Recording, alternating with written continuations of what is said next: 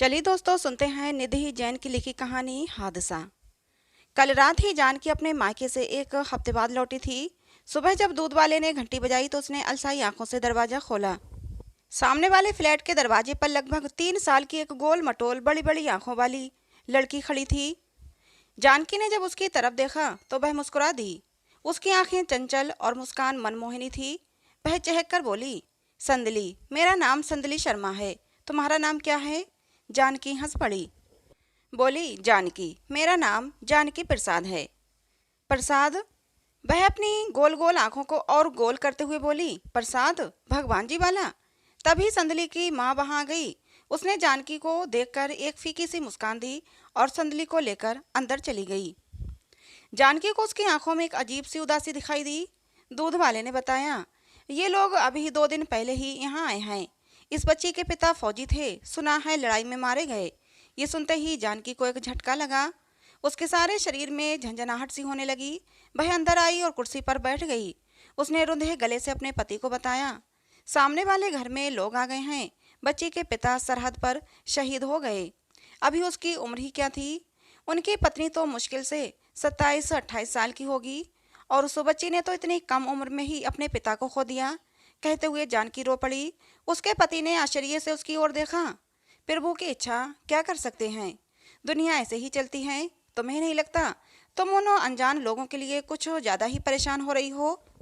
जानकी ने आंसू पोंछते हुए कहा, पता नहीं क्यों, पर वह बच्ची एक नज़र में ही अपनी सी लगने लगी, जैसे कोई पुराना रिश्ता हो। जानकी के पति ने उसकी बातों को अनसुना करते हुए अपना ध्यान अखबार पर केंद्रित कर लिया। जानकी के परिवार में 3 लोग थे। उसके पति महेश और उसका बेटा कुश। महेश बहुत ही शांत स्वभाव के व्यक्ति थे। उनकी एक निश्चित दिनचर्या रहती थी। सुबह का समय अखबार पढ़ने में, दिन दफ्तर में और शाम टीवी पर समाचार देखने में निकल जाता। बात भी वह बड़े नपे तुले शब्दों में ही करते। उन्हें कहीं आने जाने का भी कोई शौक नहीं था। हर जगह जानकी अकेले ही जाती, चाहे फिर वह कोई पारिवारिक समारोह हो या बेटे के स्कूल का कार्यक्रम। कुश का स्वभाव भी अपने पिता की तरह कम बात करने का था। वह पढ़ाई में तेज होने के साथ साथ खेल कूद में भी अग्रिम था। जानकी की बैठक कुश के मेडल व कप से भरी रहती। रोज शाम को कुश के पिता उससे दिन भर की पढ़ाई का पूरा ब्यौरा लेते और हर छुट्टी के दिन उसे पढ़ाते। जानकी को इस घर में रहते 5 साल हो गए थे।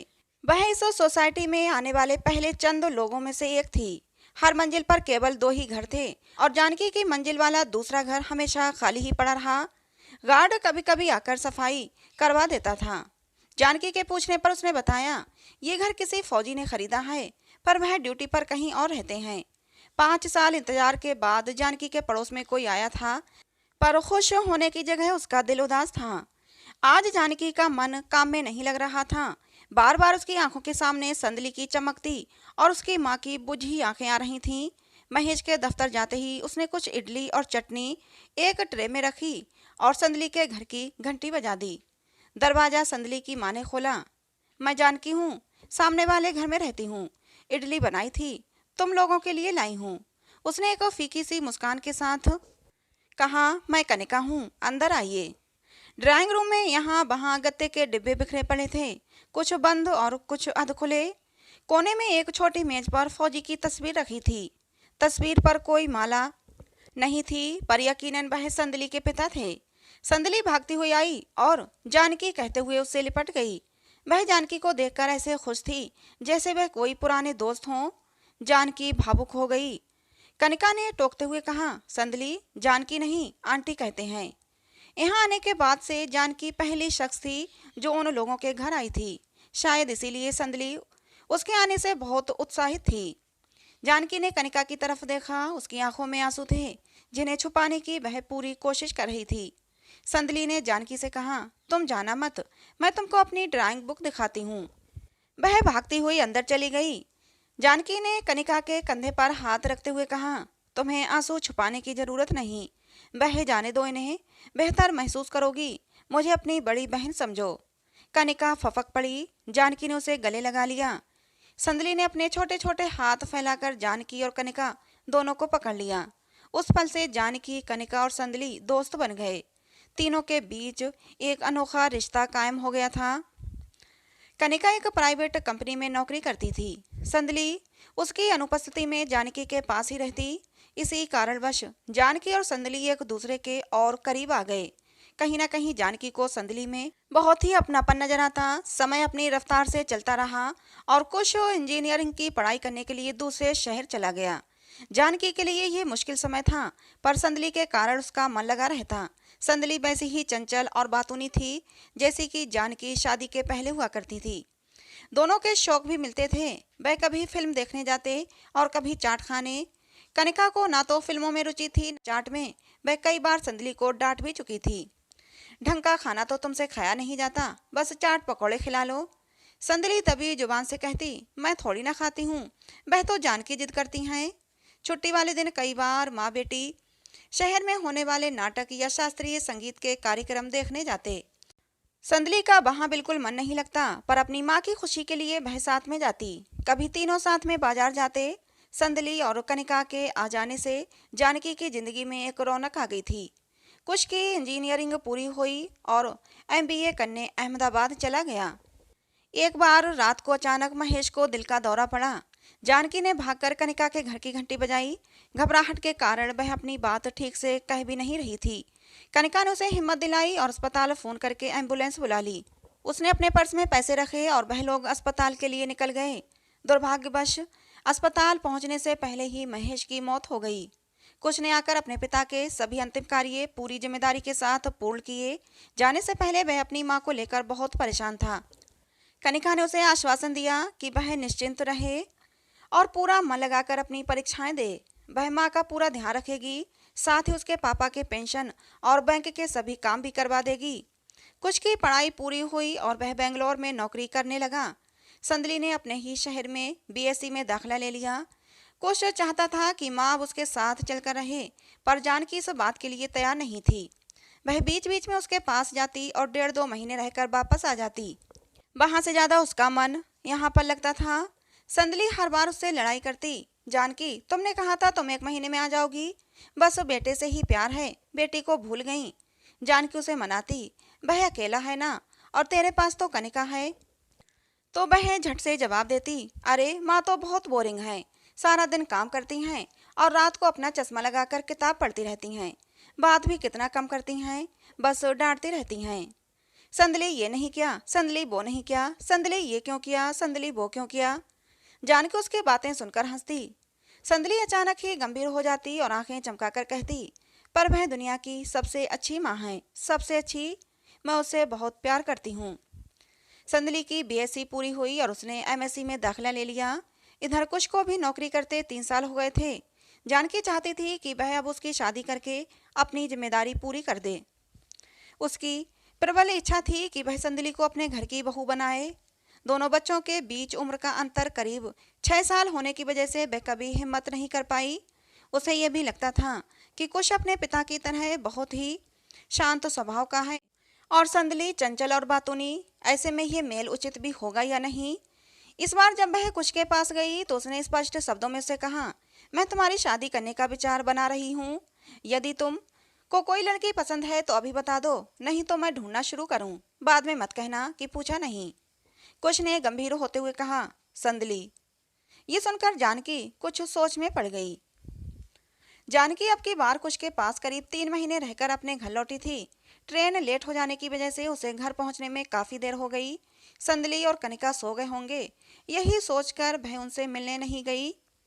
सुबह उसकी आंखें देर से खुली। उसने सबसे पहले बाहर जाकर देखा, संदली के घर पर ताला लगा था।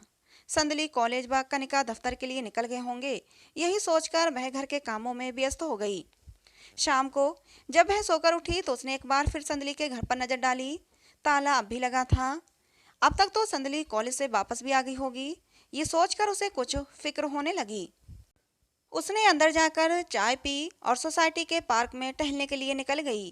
पार्क पहुंचकर जानकी ने देखा कि दूर बेंच पर संदली गुमसुम बैठी थी। उसे कुछ अजीब लगा कि संदली कॉलेज से वापस आकर भी उससे मिलने नहीं आई।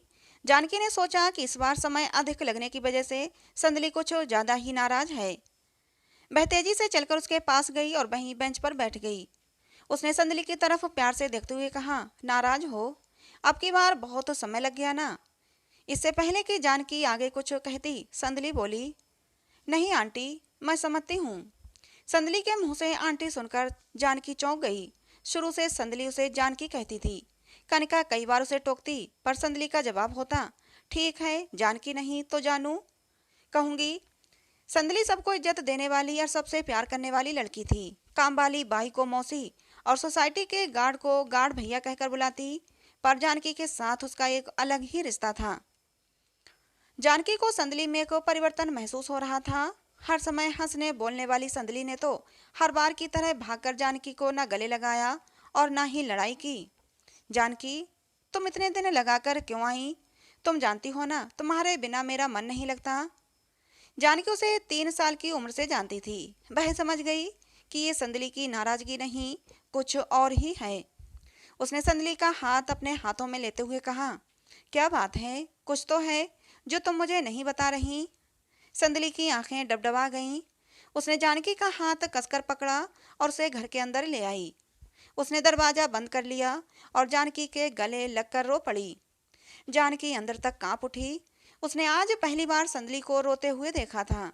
वह समझ गई जरूर कुछ बड़ा हुआ है। थोड़ी देर बाद संदली शांत हो गई और उसने जानकी से कहा, 1 हफ्ते पहले मेरे कॉलेज में संगीत समारोह था। हर लड़की को एक एक पास मिला था जिससे वह किसी अपने को समारोह में बुला सके। उन पास का फायदा उठाकर कुछ बाहर के लड़के भी कॉलेज प्रांगण में आ गए। कार्यक्रम के बीच मुझे बाथरूम जाना था।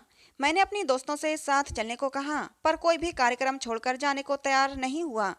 मेरा जाना जरूरी था और बाथरूम पास में ही था, इसलिए मैं चली गई। जब मैं महिला प्रसाधन में पहुंची तो 2-3 लड़के वहां खड़े शराब पी रहे थे। मैं उन्हें देखकर वापस जाने लगी। उनमें से एक लड़के ने कहा, हम जा ही रहे थे। उसके जाने के बाद मैं बाथरूम चली गई। जब मैं बाहर निकली तो उनमें से एक लड़का बाथरूम का मुख्य द्वार बंद करके उसके सहारे खड़ा था। मैं उसे देखकर घबरा गई। मैंने उसे हटने को कहा तो उसने मुझे पकड़ लिया और फिर मेरे साथ जबरदस्ती कहकर संदली जोर जोर से रोने लगी। रोते रोते वह कह रही थी, मैं मदद के लिए चिल्ला रही थी, पर संगीत की आवाज़ बहुत तेज होने की वजह से किसी को भी मेरी चीखें सुनाई नहीं पड़ी। संदली जानकी की गोद में सर रखकर न जाने कब तक रोती रही। जब कनिका लौटकर आई तो जानकी को उसने बताया, हमने पुलिस में रिपोर्ट तो उसी दिन लिखवा दी थी, पर अभी तक कुछ हुआ नहीं। कॉलेज की प्रधानाचार्य पुलिस के साथ सहयोग नहीं कर रही। मैं कई बार थाने और कॉलेज के चक्कर लगा चुकी हूँ। प्रधानाचार्य मुझसे मिलने को तैयार ही नहीं। आज सुबह भी मैं वहीं जाने के लिए जल्दी निकल गई थी। आप सो रही थीं, इसलिए जगाया नहीं। जानकी ने उन दोनों से कहा, तुम दोनों चिंता मत करो, मैं तुम लोगों के साथ हूँ। हम ये लड़ाई मिलकर लड़ेंगे। अगले दिन सुबह जानकी अपनी चचेरी बहन के घर गई। उसके पति पुलिस विभाग में उच्च पद पर थे। उनसे मिलकर जानकी ने उनकी मदद मांगी। जानकी ने उनसे कहा, आपको मेरी मदद करनी ही होगी। संदली मेरी पड़ोसी नहीं, मेरी बेटी है। जितनी देर वह अपनी माँ के साथ रहती है उससे कहीं ज़्यादा वह मेरे साथ रहती है। पुलिस के काम में तेजी आई। उन्होंने प्रधानाचार्य पर दबाव डाला और जल्द ही अपराधी पकड़ा गया। जानकी ने अपने बहनोई की मदद से शहर के एक नामी वकील का इंतजाम कर दिया। उसने संदली और कनिका का हर तरह से साथ दिया। वकील से मिलना हो या कोर्ट की तारीख, जानकी हमेशा उन लोगों के साथ होती और उनका हौसला बढ़ाती। जानकी का काम अभी ख़त्म नहीं हुआ था।